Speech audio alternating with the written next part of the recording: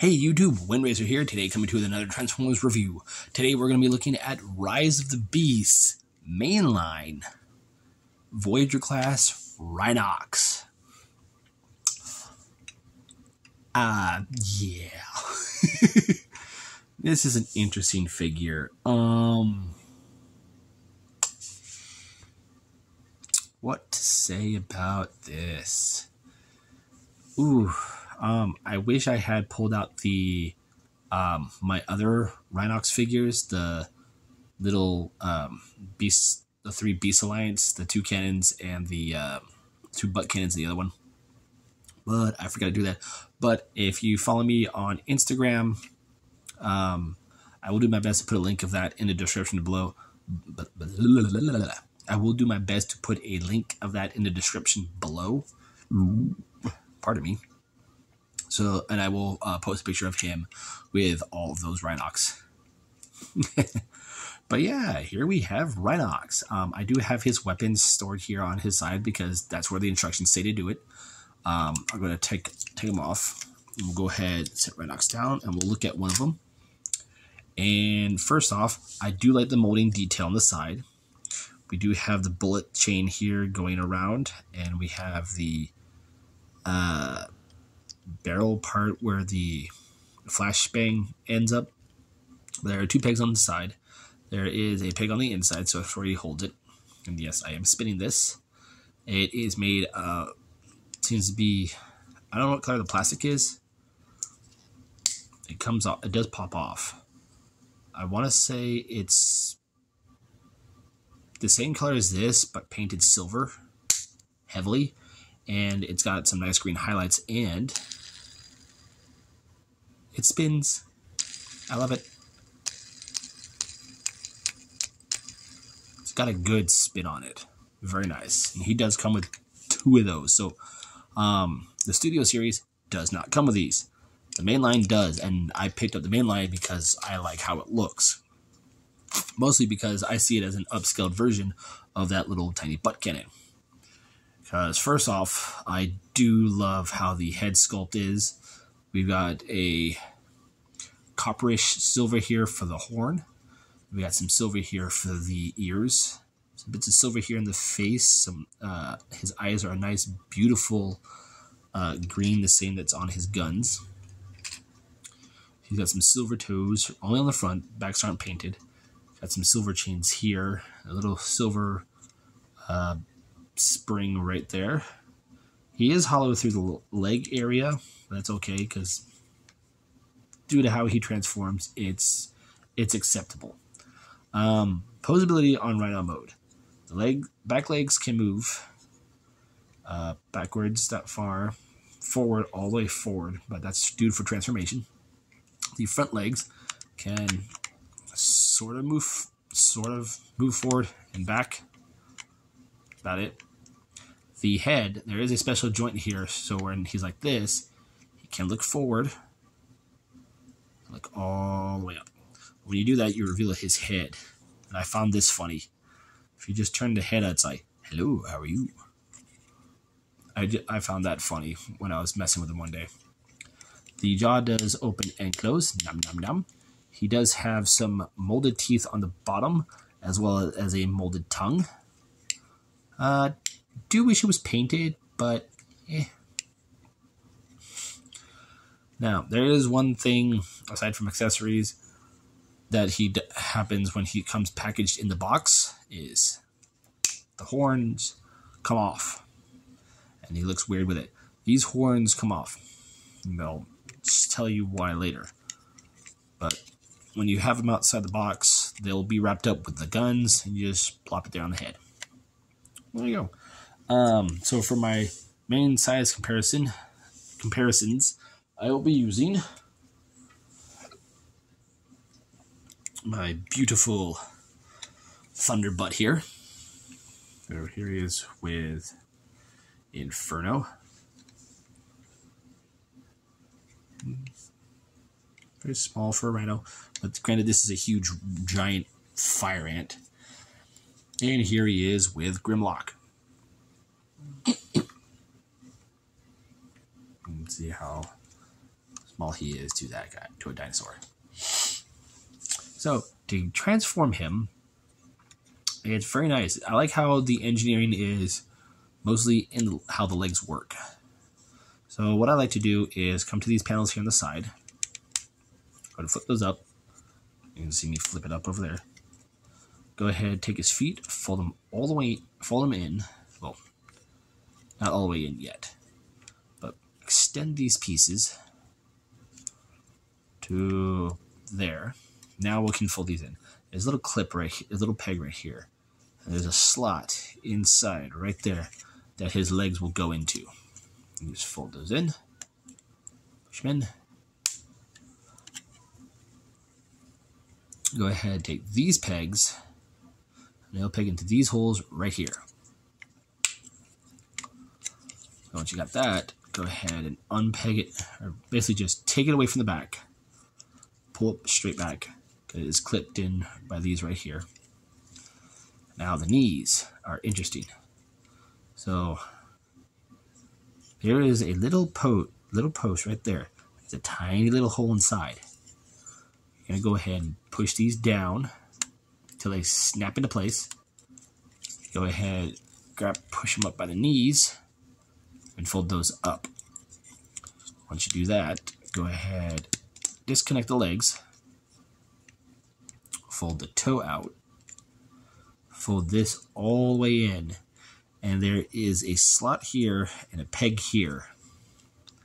And that will peg into that. Once you do that, go ahead, rotate the leg. So straighten out the foot, bring in the toe, close that up, rotate, and then rotate them at the waist. And there you have the lower half all done, and I love how that is.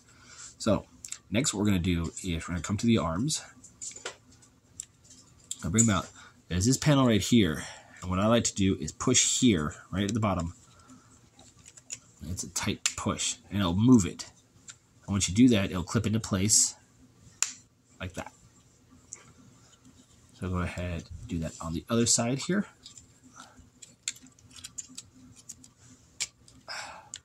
Clip it in. Ow. Ooh, that hurts.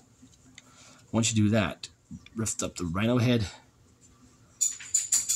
Take this piece, bring it out. Take this piece right here, right where you see the seam, the hinge.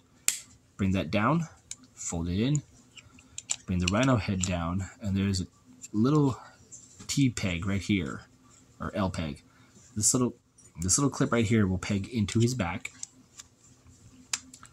and then this peg right there underneath his mouth will peg in right behind his head, like so. Just go ahead, bring that down. Go ahead, come back to the arms, rotate them at the elbow, bring out the fists. Rotate and bring out the fists, and then rotate his head around. And there we have Rhinox in his robot mode. And this is a very good looking robot mode. I do like this. Very nice, very akin to his G1. I'm referring to Beast Wars as part of the G1 continuity, because it is.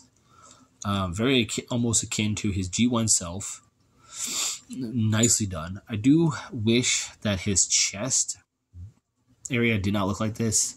I do like the sculpting. I love the sculpting. I love the abs, the silverness of it. I love how it's sculpted.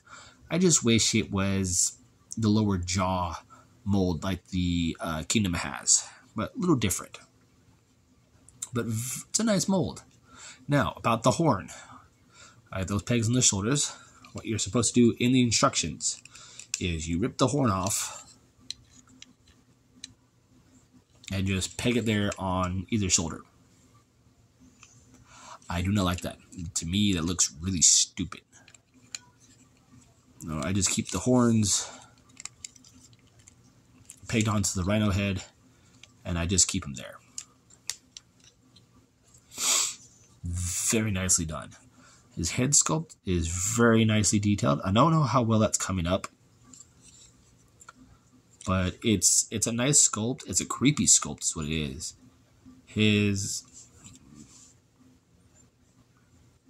He has pupils, but they're so far molded in that they look scary. Like I could probably take a what is it?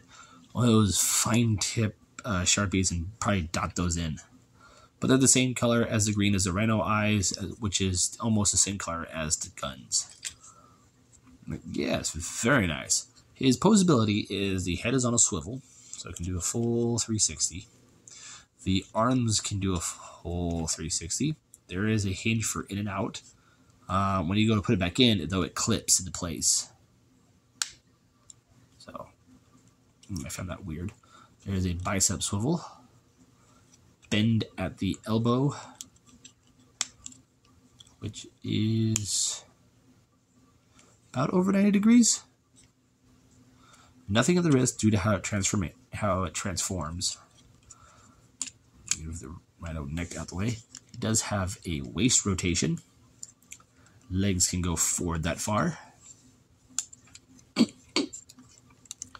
Back that far. That's just with this kibble moved out the way. With this kibble in place, they only go that far. They can go. He can do a high kicks. Ow, something's in my eye. Really high kicks. There is a swivel just above the knee. And then that joint that you clip in, that is his knee joint. And that's about 90 degrees. Although if you move this, I'm pretty sure you could get more of a knee bend. His toes do move up and down. There is some ankle tiltage. So you can get some good poses out of him. Now, with sculpting and detail, it is very good. It's all like beaten up. Areas of his shoulders have like little cracks here now. We have some more silver detail in the forearms. The chain's still here on the side. The springs now become part of his shins. Like I said, his abs are done in a nice silver. I've looked everywhere on this figure. He has no maximal symbol on him whatsoever. Unless I'm missing it. There's a spot there they could have put. It's a flat piece right here they could have put for his beast mode, for his robot mode. There is a little indentation right there between the pecs they could have put. But I'm seeing no maximal symbol on him. Normally they're heading to where you can find them. We'll go ahead and peg his guns into his hands.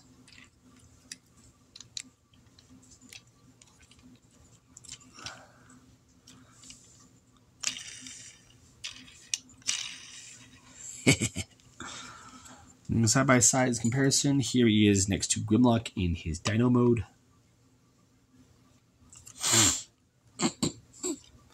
Yes, I do love this figure. There is something in my eye.